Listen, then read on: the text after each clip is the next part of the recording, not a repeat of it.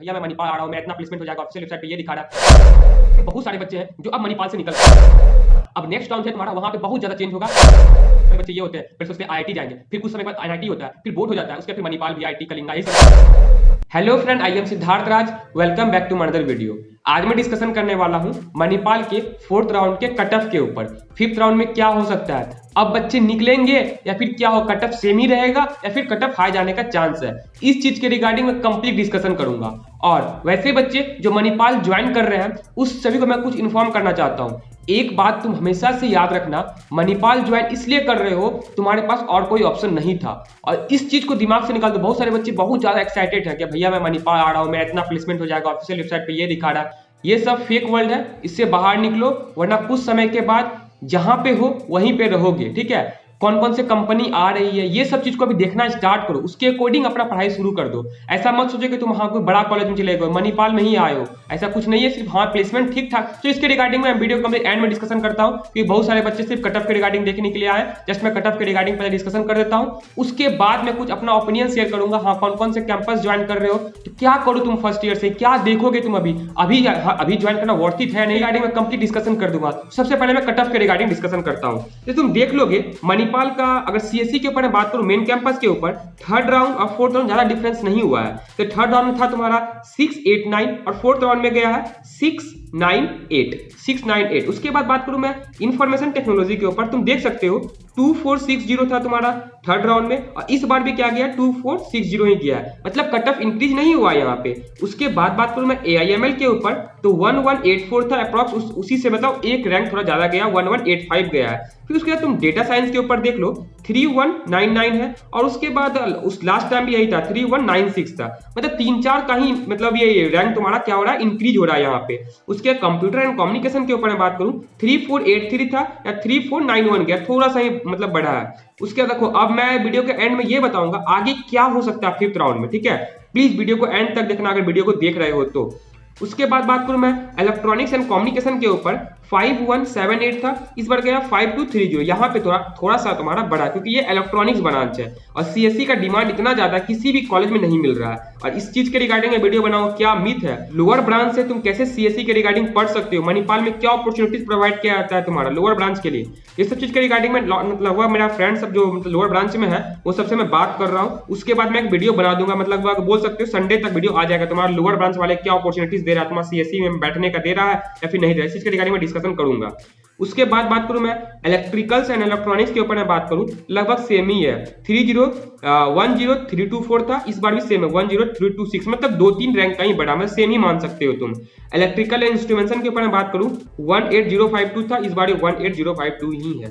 उसके बाद बात करूं मैं एरोनॉटिकल इंजीनियरिंग के ऊपर, तो सेम ही है तुम्हारा 14038 था, इस बार भी 14038 है। उसके बाद बात करूं मैं ऑटोमोबाइल के ऊपर, तो लगभग अप्रॉक्स सेम ही है तुम्हारा, बोल सकते हो बड़ा है तुम्हारा 29544 था 3rd राउंड में, यहाँ पे 2951 तुम्हारा चला गया 44, सेम लगभग अप्रॉक्स तुम्हारा सेम ही है, तुम मान सकते थोड़ा सा बढ़ रहा है। उसके बाद बात करूं मैं तुम्हारा मैकाट्रॉनिक्स के ऊपर, तो लगभग वही है तुम्हारा अप्रॉक्स, पूरा एग्जैक्ट सेम है, 19726 था, यहाँ पे 19726 है। उसके बाद बात करूं मैं मैकेनिकल के ऊपर, तो 21758 था, यहाँ पे 21885 है, मतलब यहाँ पे थोड़ा सा बढ़ा, वो भी लगभग 50-60 का बढ़ना, कोई बड़ा नहीं बढ़ना हो रहा है। ठीक है, क्योंकि देखो लास्ट टाइम बहुत साल से देख लोगे तो बहुत ज्यादा चेंज होता था, बट इस बार इतना चेंज नहीं हो रहा है। ठीक है, सिविल के ऊपर मैं बात करूं, पता नहीं सिविल में क्या हो गया, ब्रांच बढ़ ही नहीं रहा, 2nd राउंड में 3rd राउंड में 4th राउंड सब में सेम ही है, 35630 है तुम्हारा। उसके बायोटेक्नोलॉजी के ऊपर मैं बात करूं तो लगभग 16557 है, और 3rd राउंड में था तुम्हारा 16002 था। उसके बाद केमिकल इंजीनियरिंग के ऊपर बात करूं, बाकी तुम स्क्रीन पे तुम शो देख सकते हो बहुत कम का ही चेंज आ रहा है। और उसके बाद जयपुर के ऊपर मैं डिस्कशन करके बताता हूँ। जयपुर का लगभग कंप्यूटर साइंस के ऊपर मैं बात करूँ सेम ही है तुम्हारा, AIML के ऊपर मैं बात करूँ सेम ही है तुम्हारा, इंफॉर्मेशन टेक्नोलॉजी के ऊपर मैं बात करूँ 3rd राउंड 4th राउंड में सेम ही है तुम्हारा, डेटा साइंस के ऊपर मैं बात करूँ सेम ही है तुम्हारा, इंटेलिजेंस सिस्टम के ऊपर मैं बात करूँ सेम है तुम्हारा, कंप्यूटर एंड कम्युनिकेशन में थोड़ा बढ़ा है, अब ये भी नहीं बढ़ने का चांस है। उसके बाद मैं बात कर लेता हूँ नॉर्मल एक सा तुम्हारा बैंगलोर कैंपस के ऊपर। बैंगलोर कैंपस का तुम देख लोगे तो 4th राउंड में तुम्हारा सा थोड़ा सा चेंज आया, मतलब 4th राउंड में सीएससी में कोई चेंज नहीं आया, जो था तुम्हारा सेम है। उसके बाद तुम्हारा इंटेलिजेंस सिस्टम के ऊपर भी कोई चेंज नहीं आया है, साइबर सिक्योरिटी के ऊपर भी कोई चेंज नहीं आया है। उसके बाद में बात करूं तुम्हारा इंफॉर्मेशन टेक्नोलॉजी, इसमें तुम्हारा चेंज आया है। और उसके बाद क्या चेंज आया है, लास्ट राउंड में था तुम्हारा 13109 था, इस बार है 13098। उसके बाद इलेक्ट्रॉनिक्स एंड कम्युनिकेशन में तुम्हारा चेंज आया है। जस्ट मैंने कट ऑफ के रिगार्डिंग बात कर दिया हूँ। अब देखो मैं कुछ पर्सनल चीज बताता हूँ। वैसे बच्चे जो मणिपाल ज्वाइन कर रहे हैं, जिससे ब्रांच अलॉट हो चुका है, मेरे कॉन्टेक्ट में ही लगभग ऐसे बहुत सारे बच्चे हैं जो अब मणिपाल से निकल रहे हैं। मणिपाल जयपुर में CSE मिला था, बट उसका परसेंटाइल 98 99 बहुत सारे बच्चे का है। मतलब अब बहुत सारे बच्चे यहाँ से निकलेंगे।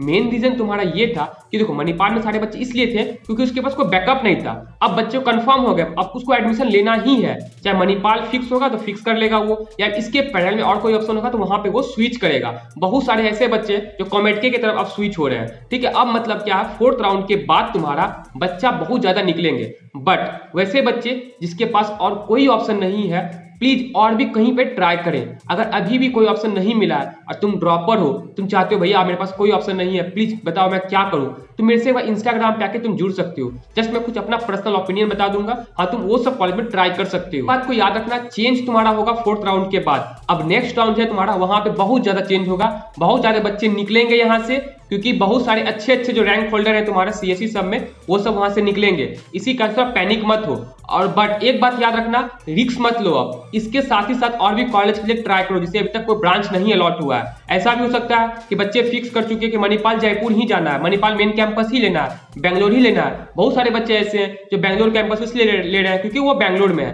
देखो ये कोई बड़ा लॉजिक नहीं है, इस चीज को तुम हमेशा याद रखना। और बहुत सारे बच्चे फिक्स हो चुके हैं मणिपाल में ही जाना है। अच्छे अच्छे जो बच्चे हैं वो यहाँ से निकल रहे हैं। मेरे कॉन्टैक्ट में लगभग बोल सकते हो 15 से 20 बच्चे हैं जो निकल रहे, जो मेरे कॉन्टैक्ट में है। तो वैसे कितने बच्चे होंगे जो मेरे कॉन्टैक्ट में नहीं है। इसी कारण से याद रखना, थोड़ा पैनिक मत हो। इसके साथ और कोई ऑप्शन सेव करके रखो अपना।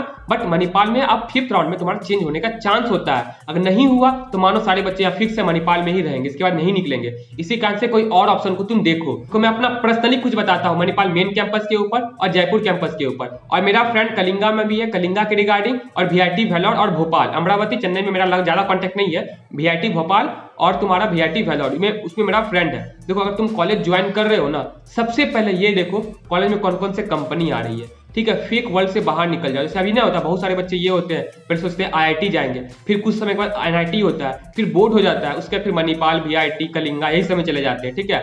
इस चीज को याद रखना। अगर फेक वर्ल्ड से बाहर नहीं निकलोगे, जिस जगह पे हो तुम सेम उसी जगह पे रहोगे।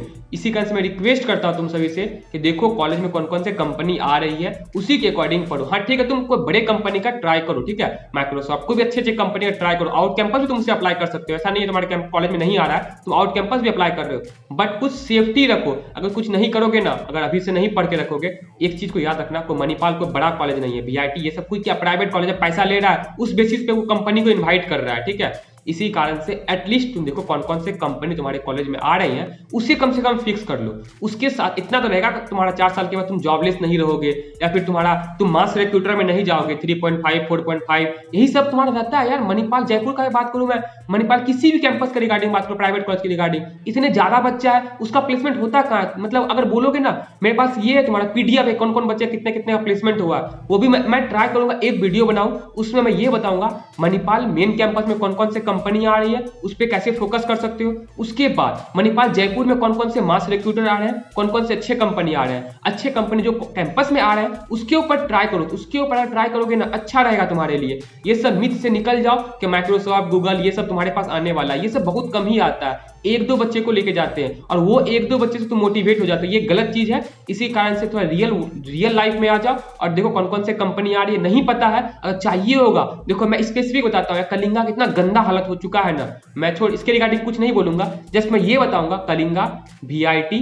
मणिपाल, और मेरे को कमेंट सेक्शन में तुम ये बताना तुम कौन से कैंपस को ज्वाइन कर रहे हो। अब मैं ये देखना चाहता हूँ मेरी वीडियो को कौन से कैंपस के बच्चे ज्यादा देखते हैं। जिस कैंपस के बच्चे ज्यादा देख रहे होंगे, मैं ट्राई करूंगा मैं से अपना जयपुर के रिगार्डिंग बता दूं। मैं बता दूंगा कौन कौन से कंपनी आ रहे हैं, कौन से अच्छे कंपनी आ रहे हैं, उसके रिगार्डिंग कैसे तैयारी कर सकते हो। अगर इन कैंपस प्लेसमेंट हो रहा है वो ज्यादा बेटर है। आउट कैंपस, तुम आउट कैंपस प्लेसमेंट बहुत टफ होता है, ठीक है। मणिपाल इतना पैसा लूट रहा है तुम्हारा, VIT इतना पैसा लूट रहा है, उसके लिए कुछ नहीं कर रहा है तुमको, जस्ट कंपनी प्रोवाइड कर रहा है, पर लेना तुम्ही को पड़ेगा। एक बात ये सोच के रखना कि तुम्हारे पास कोई स्किल नहीं है, उस बेसिस पे तुमको प्लेसमेंट नहीं मिलने वाला। इस चीज को याद, मैं इसके रिगार्डिंग एक कंप्लीट वीडियो बनाऊंगा। मणिपाल मेन कैंपस में कौन कौन से कंपनी आ रही है, किसे तुम टारगेट कर सकते हो, और जयपुर वाले में कौन कौन कौन से कंपनी आ रही है। और एक बात याद रखना, और हमेशा याद रखना, एक चीज बना लो, तुम कौन कौन से कंपनी में कौन कौन सा चीज पूछा जाता है। जैसे मैं बात करूँ, तुम्हारा देखना है क्या कैसे प्लेसमेंट का तैयारी किया जाए, तो गिग फॉर गिग पे तुम जाके देख सकते हो हाँ किस तरह से प्लेसमेंट तैयारी किया जाए। बट एक बात याद रखना, 4th ईयर 3rd ईयर में आके ऐसे मत करना, टाइम नहीं मिलेगा। उसके साथ साथ कोई स्किल के ऊपर काम करो,